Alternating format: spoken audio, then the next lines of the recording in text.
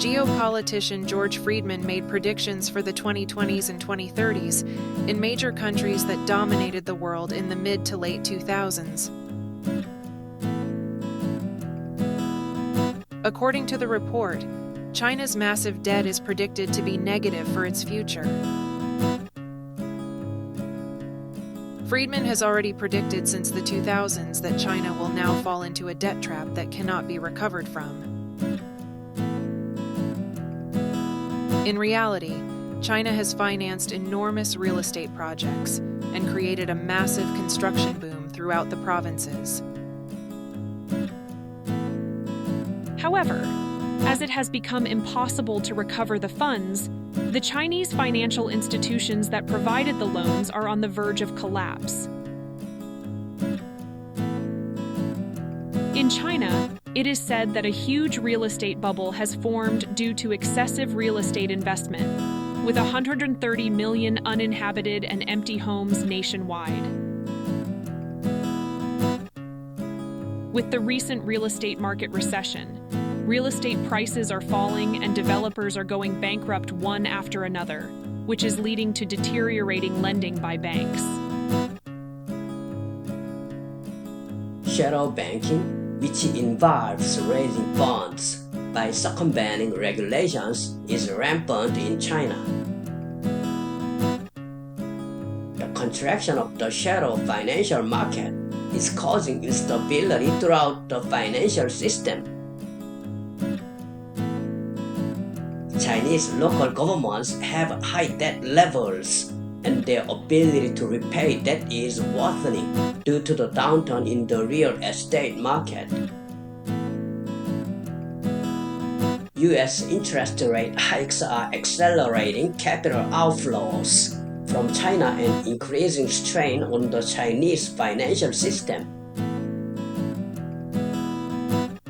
The COVID-19 pandemic slowed China's economic growth and increased anxiety in its financial system.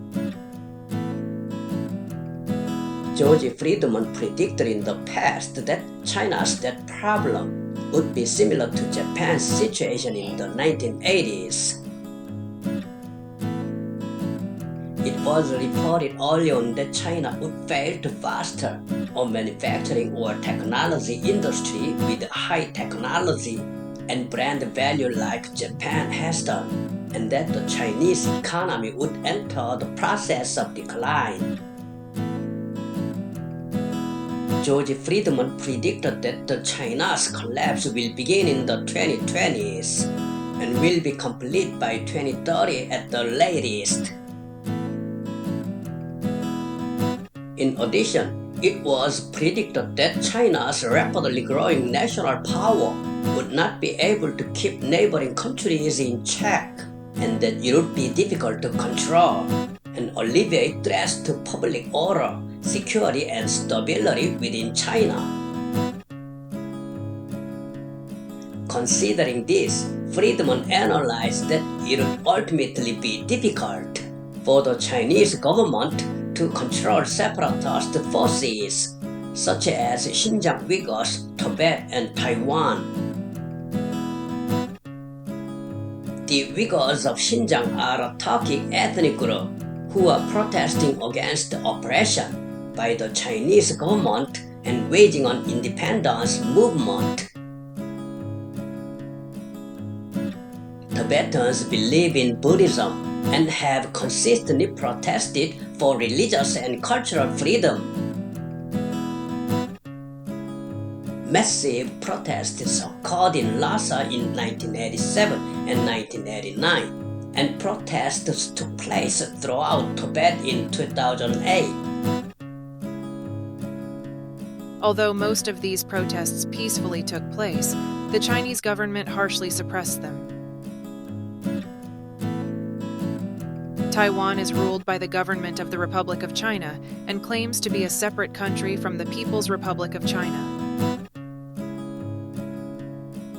The Republic of China was established in mainland China in 1912, but was defeated by the People's Republic of China in the Chinese Civil War in 1949 and withdrew to Taiwan. Since then, the Republic of China has remained a government limited to Taiwan, and the People's Republic of China claims Taiwan as part of Chinese territory under the One China principle. However, Taiwan has its own government, military, economy, and currency, and is effectively an independent country. In Xinjiang and Tibet, resistance by separatist forces continues, despite the Chinese government's strong repression. Criticism from the international community and concerns about human rights issues is growing, but the Chinese government is responding with a strategy of complete disregard. China's slowing economic growth and growing social unrest may weaken the Chinese government's control over the Xinjiang Uyghur region and Tibet region due to weakening system solidarity.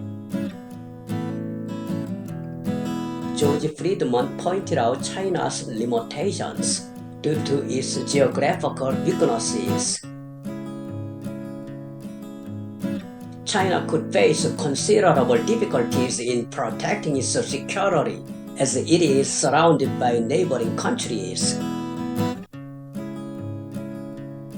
What's more surprising is that Friedman's claim caused a huge stir by talking about the possibility that China would eventually enter de facto division and rule by powerful countries after its economic collapse. Friedman also predicts that new Maoists, were leaders who follow Maoist-style nationalist totalitarianism, will emerge in China and negatively predict the future.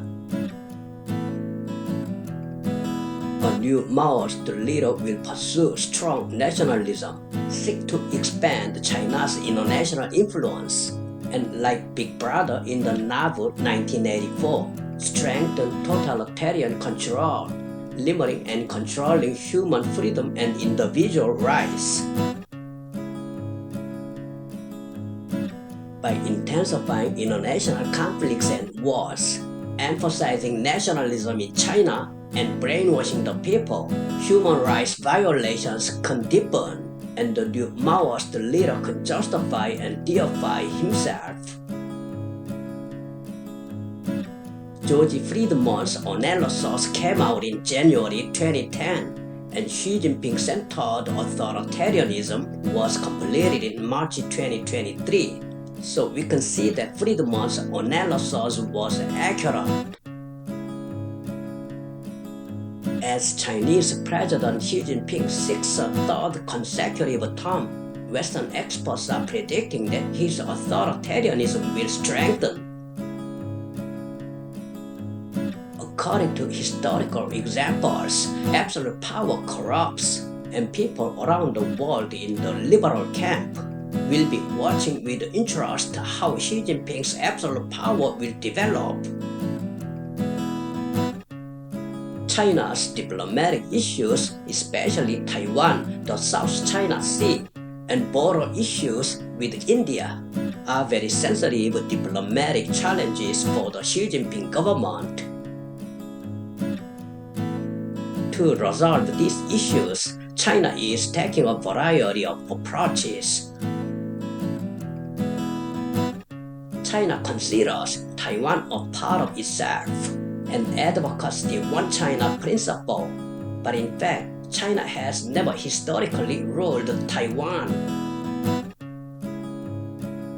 To promote improved relations with Taiwan, Xi Jinping's government is increasing economic and cultural exchanges and calling for dialogue and negotiations between the two sides. However, China strongly opposes Taiwan's independence tendency and continues to attempt to suppress it using economic as well as military means. Territorial disputes in the South China Sea have become an ongoing controversy, and dispute between China and several countries in Southeast Asia. China claims nearly all of the South China Sea as its own, and is seeking to tighten its control over maritime resources and maritime trade. It is trying to find a solution through multilateral negotiations, but also taking a strong military stance. The border dispute between China and India has been going on for a long time. The two countries continue to be locked in a military standoff, but in recent days both sides have stepped up diplomatic efforts to ease tensions. Xi Jinping's government is using diplomatic, economic, and military means to resolve these problems. However, resolving these problems is not an easy task considering the complex interests of other countries and their political, historical, and geographical background. If China were to overcome its domestic economic problems and emerge as the sole global superpower, surpassing the United States and establishing world hegemony, smaller neighboring countries would likely find themselves unable to voice significant objections, even if they were disadvantaged. However, in the current situation, it seems almost impossible for China to overtake the United States and gain world hegemony.